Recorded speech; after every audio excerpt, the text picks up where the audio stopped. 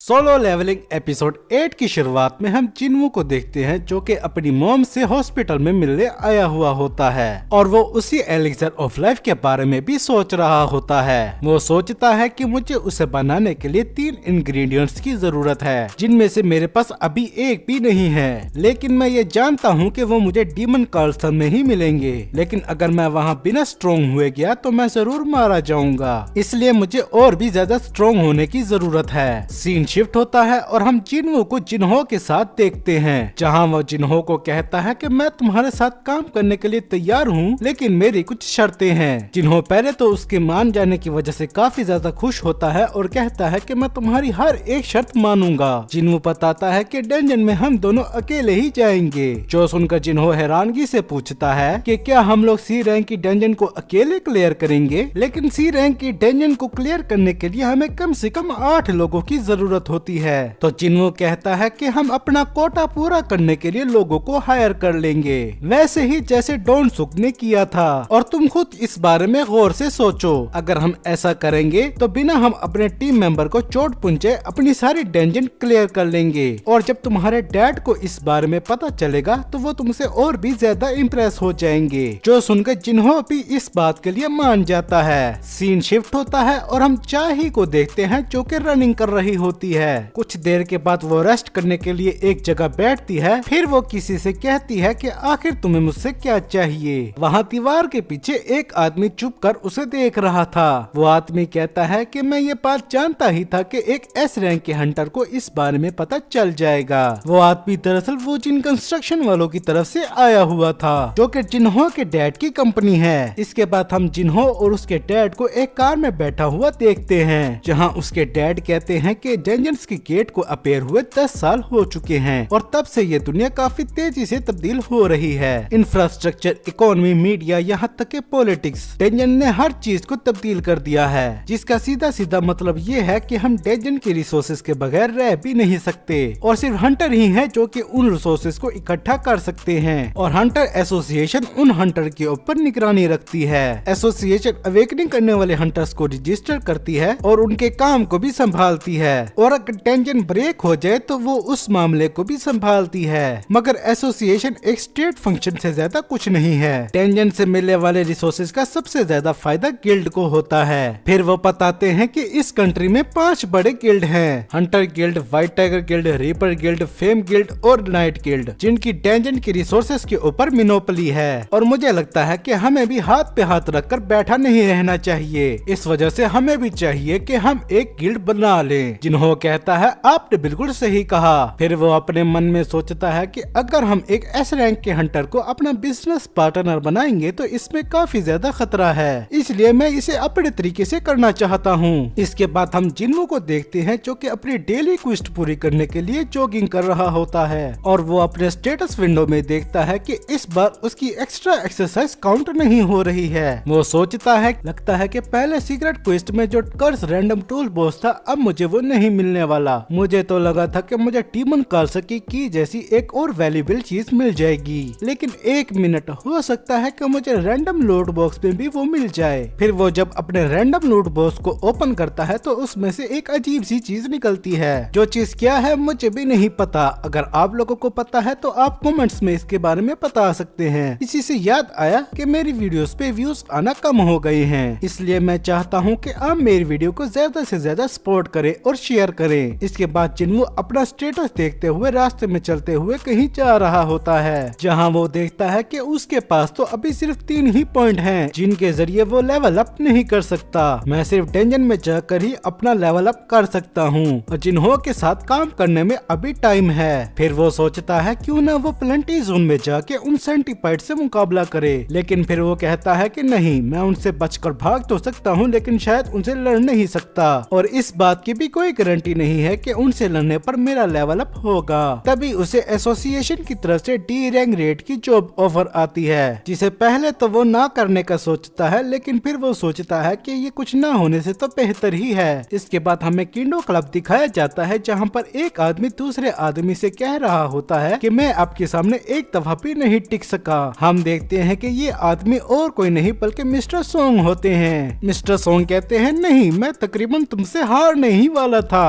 वो आदमी कहता है लेकिन मैं आपके फुल पोटेंशियल पर लड़ना चाहता था। मिस्टर सोंग कहते हैं अब जाने भी दो, मुझे अपना हाथ गवाए कई महीने गुजर चुके हैं। तभी मिस्टर सोंग को भी उसी जॉब की ऑफर आती है। वो आदमी मिस्टर सोंग से कहता है मुझे तो लगा था कि आप रिटायर हो गए हैं। जो सुनकर मिस्टर सोंग कहते हैं तुम शायद ठीक कह रहे हो। एक बूढ़ा आदमी जिसने अपना हाथ ही गवा दिया वो शायद अब ज्यादा काम नहीं आ पाएगा। वो आदमी कहता है नहीं, मेरे कहने का ये मतलब बिल्कुल भी नहीं था। मिस्टर सोंग कहते हैं लेकिन अपना हाथ गंवाने के बावजूद भी मैं सरवाइव कर गया। अब मेरे पास जो कुछ भी है इसके जरिए मैं सोसाइटी को कंट्रीब्यूट करना चाहता हूँ। इसके बाद हम किम को देखते हैं जो कि अपनी फैमिली के साथ बैठा हुआ होता है। वो अपनी बीवी से कहता है कि मुझे एक और रेड पर जाने का काम मिला है, मगर उसकी बीवी कहती है लेकिन आपको हंटिंग की बजाय कोई और काम करना चाहिए क्योंकि आप पिछली रेड में मरते मरते बचे थे। तभी किम की बेटी उसके पास आ जाती है और वो उसे उठा लेता है। किम कहता है लेकिन हमारे बच्चे बड़े हो रहे हैं और हमें उनकी पढ़ाई के लिए पैसों की जरूरत है और तुम इस बात की फिक्र मत करो। एसोसिएशन मेरे जैसे किसी लो लेवल हंटर को किसी खतरनाक काम के लिए नहीं भेजेगी। पिछली दफा जो कुछ हुआ था वो बस एक इत्तेफाक था। इस वजह से उसकी बीवी भी मान जाती है। तभी किम की बेटी उससे पूछती है पापा क्या आप स्ट्रॉन्ग हैं? किम कहता है हाँ, तुम्हारे पापा काफी ज्यादा स्ट्रॉन्ग हैं जो कि मॉन्स्टर्स को मारते हैं। इसके बाद हम बी को देखते हैं जो कि जोंग हिन से बात करने आया हुआ था। वो दरअसल जोंग हिन से नाराज था क्योंकि उसी की वजह से बी को इंटरव्यू देना पड़ा। वो जोंग हिन से कहता भी है जरूर इस इंटरव्यू के पीछे तुम्हारा कोई मकसद होगा। जोंग इन कहता है चेयरमैन गू ने मुझे ऐसा करने के लिए कहा था। उनका कहना था कि कोई समझदार और टैलेंटेड हंटर ऐसा काम करे। शायद वो मेरी बात कर रहे थे। बी कहता है अच्छा ठीक है,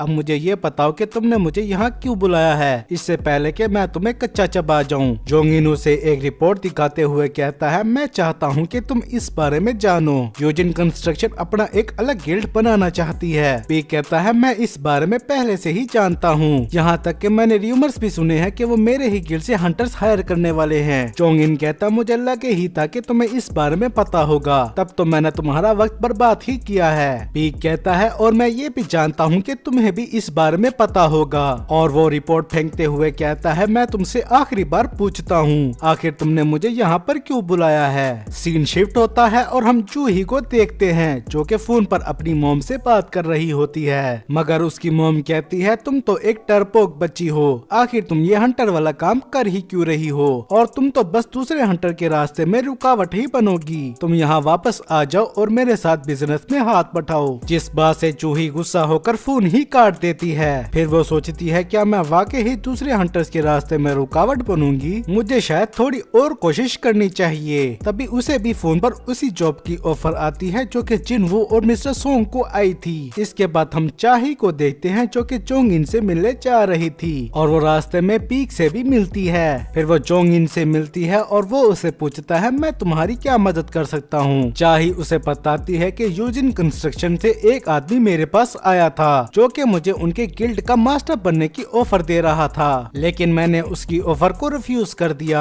जोंग इन कहता है मुझे ये बात जानकर काफी ज्यादा खुशी हुई, तुम्हारा मुझे ये बात बताने का शुक्रिया। चाही कहती है नहीं, मैं दूसरी वजह से परेशान हूँ। अभी मैंने बी को यहाँ से जाते हुए देखा, आखिर आप दोनों ने आपस में क्या बात की। इसके बाद हम बी को देखते हैं जो कि बार में बैठकर जोंग इन की बातों के बारे में सोच रहा होता है। वो दरअसल उसे जेजू आइलैंड के ऊपर दोबारा से रेड करने के बारे में कह रहा होता है, जहाँ पर एक एस रैंक की डंजन का गेट ओपन हुआ था और हमें फर्स्ट एपिसोड के बिल्कुल शुरू में भी इस बारे में दिखाया गया था। हम पिछली रेड में फेल हो गए थे और पब्लिक भी हमें क्रिटिसाइज करने के बाद इस चीज के बारे में भूल गई थी, लेकिन मैं उस जगह को कभी नहीं भूल सकता और न ही ये कि वहाँ पर आखिर क्या हुआ था। इसलिए मैं आगे उस डंजन को क्लियर करने के बारे में सोच रहा हूँ। इसलिए मैं ज्यादा से ज्यादा अलायंस बना रहा हूँ और अपने हंटर्स को ज्यादा से ज्यादा ट्रेन कर रहा हूँ और हमें पब्लिक ओपिनियन को भी चेंज करने की जरूरत है। पी कहता है तो इसी वजह से तुमने मेरे लिए वो इंटरव्यू अरेंज करवाया था।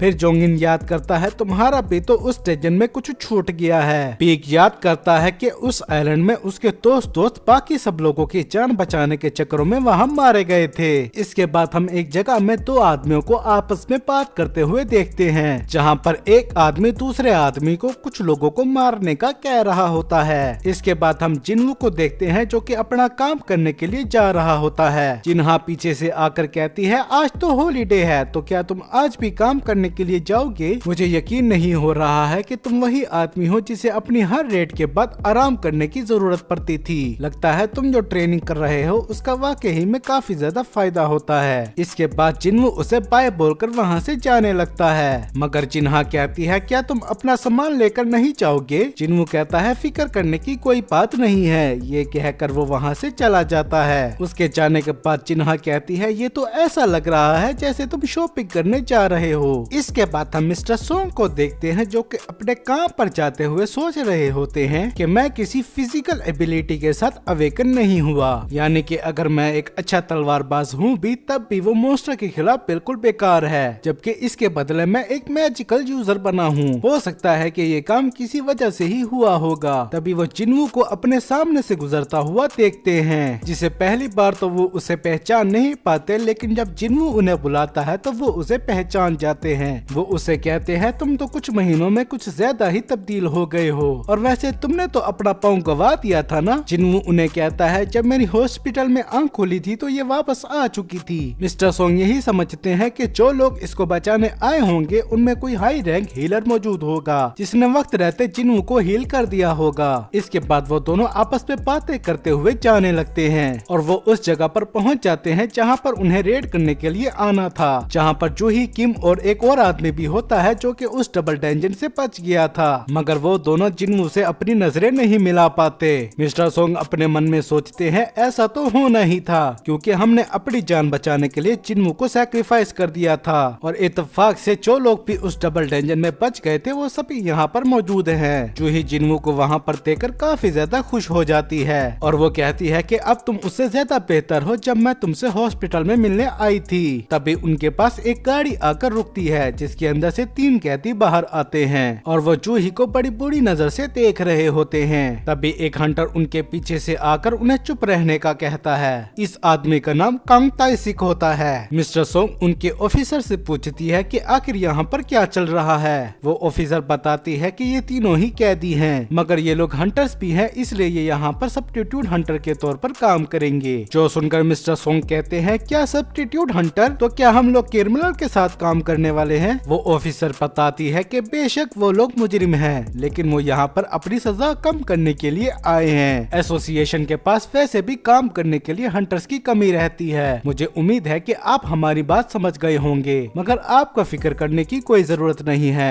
अगर यहाँ पर कुछ गड़बड़ होती है तो कांग ताई-सिक सब कुछ संभाल लेगा। वो एक बी रैंक का हंटर है जो कि सी रैंक के क्रिमिनल्स को भी आसानी से संभाल सकता है। जिन्हू जूही से कहता है मुझे यहाँ पर कुछ गड़बड़ लग रही है, इसलिए मैं चाहता हूँ कि तुम इस रेड में मच जाओ। जूही जिन्हू से पूछती है तो क्या तुम जाओगे? जिन्हू हाँ मैं जवाब देता है। तो जूही कहती है तब मैं भी जाऊंगी। इसके बाद उन तीनों कैदियों की हथकड़ी खोल दी जाती है। वो कैदी कहते हैं कि हम यहाँ पर गुलाम नहीं है, तो हमारे साथ जरा प्यार से पेश आओ। मगर ताई-सिक उन्हें कहता है अगर तुमने यहाँ पर किसी किस्म की भी कोई गड़बड़ करने की कोशिश की तो मैं तुम लोगों से निपट लूंगा। फिर ताई-सिक जिन्हू और मिस्टर सोंग से बात करने के लिए आता है और वो पूछता है कि इस रेड को लीड कौन करेगा। मिस्टर सोंग जिन्हू से कहते हैं अगर मैं लीडर बन जाऊँ तो तुम्हें इस बात से कोई एतराज तो नहीं है? जिन्हू कहता है नहीं, मुझे इससे कोई प्रॉब्लम नहीं है। फिर मिस्टर सोंग जिन्हू के आगे झुकते हुए कहते हैं मुझे दोबारा मौका देने का तुम्हारा शुक्रिया, और जिन्हू भी उनसे कहता है कि आपको ऐसा करने की जरूरत नहीं है। मगर मिस्टर सोंग कहते हैं कि उस दिन 7 लोग मेरी वजह से मारे गए थे, जबकि तुम्हारी वजह से 6 लोग बच गए थे, इसलिए मैं बाकी सब लोगों की तरफ से तुम्हें काफी ज्यादा शुक्रिया कहता हूँ। फिर वो किम से कहते हैं तुम्हें भी तो इस बात से कोई एतराज नहीं है ना? किम कहता है तुम जो चाहे वो करो। इधर ताई-सिक जिन्हू को ही देखे जा रहा था। इसके बाद वो सब लोग तैयार होकर उस डंजन के अंदर चले जाते हैं और इसी के साथ ये एपिसोड यहीं पर खत्म हो जाता है। वीडियो अच्छी लगी हो तो लाइक करें, वीडियो कैसी लगी इस बारे में कमेंट्स में बताएं। इस तरह की मजीद वीडियो देखने के लिए चैनल को सब्सक्राइब भी कर दें और हमारी दूसरी वीडियो को भी सपोर्ट करें। तब तक के लिए इत्ते की मस।